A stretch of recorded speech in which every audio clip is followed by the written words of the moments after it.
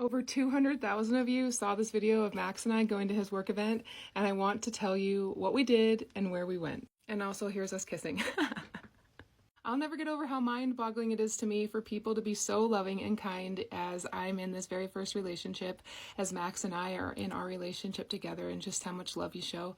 I wanted to explain a little bit about where we went because it was such an amazing night. I haven't talked about what Max does. He does a lot of different things, and I'm not going to talk about what he currently does, but he has been working in film for quite a few years. So the event was for filmmakers of this movie that they are producing right now, a documentary called We Arrive with Fire. The production that he worked with, and they're still in the production stages, the editing stages of their documentary, We Arrive with Fire. And the focus of this documentary is the Yurok tribe in Northern California reclaiming their traditional burning practices after it was outlawed by California for numerous years, I think over 100 years if I remember correctly in the documentary. These are the filmmakers that I was able to meet, and they also showed a short film that you can actually find on PBS for free. We got there and it was for people who had worked on the film and other individuals that had been invited, and we were able to meet the director. I was able to meet Max, obviously already met them because he worked with them.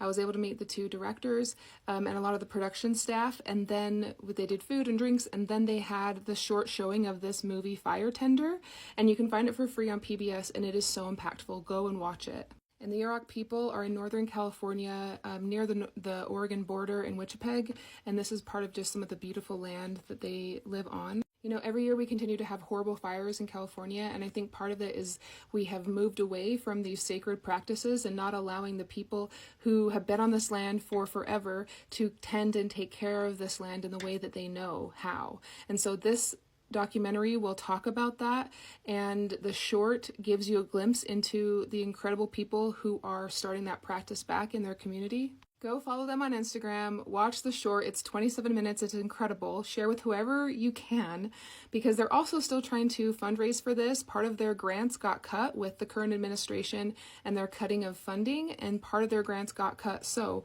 you could go and connect with them directly and donate. So check them out on Instagram, or screenshot this and scan the QR code if you'd like to donate. It was so cool to be able to be there and see him in his element, as well as to be introduced as his girlfriend, and to just be a +1 for the first time. But even more important was the way that I felt watching that documentary, and how important it is that we return cultural practices to the Native community and to listen to Native voices.